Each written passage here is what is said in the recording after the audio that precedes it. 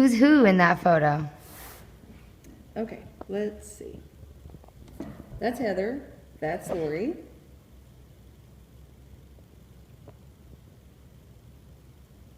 That's Amber and that's Emily. How do you know? I really don't. We always try to put you on her left, if I remember that correctly. Me and Amber have always looked very similar to the point where our family members have had difficulty telling us apart or even keeping straight, what things we were involved in growing up. My mom has even looked at pictures and hasn't been able to tell the difference between the two of us. But people have always connected us as one. So if one of us was doing something, it was considered both of us doing something. Or if one of us was interested in something, then typically both of us was interested in it. Or at least was interested in the fact that our twin was interested in it. So we both grew up on this farm, so we're interested in being outside. We're interested in the animals and agriculture. We grew up in it. But we are also kind of interested in art and painting. And the older we got and more involved in school, it was very clear that Amber was going to really take a keen interest in that, where I was taking a much keener interest in agriculture.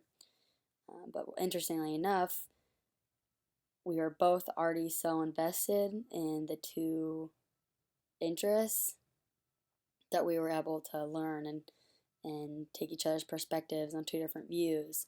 So then we went to college, and it's two industries, two worlds, things that don't connect. Design and science, they're just not together. Design and agriculture, let alone. And I think we found a really good way to do what we've always done, which is work together and come up with something that combines our two interests and the two things that we've been working toward these past couple years at Iowa State.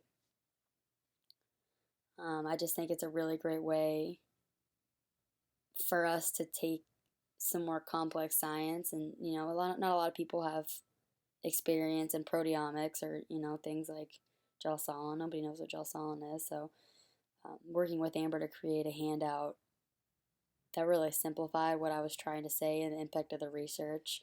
It's something I think that needs to be done all over the agricultural industry, and just learning how to communicate with consumers and people and being able to explain ourselves better. So Amber's definitely done a really good job at helping me take all that I've learned and be able to express that. I love the Science with Practice posters. There's probably about 40 kids there. And a lot of my colleagues that I worked with on this research, people in my lab came and watched me present.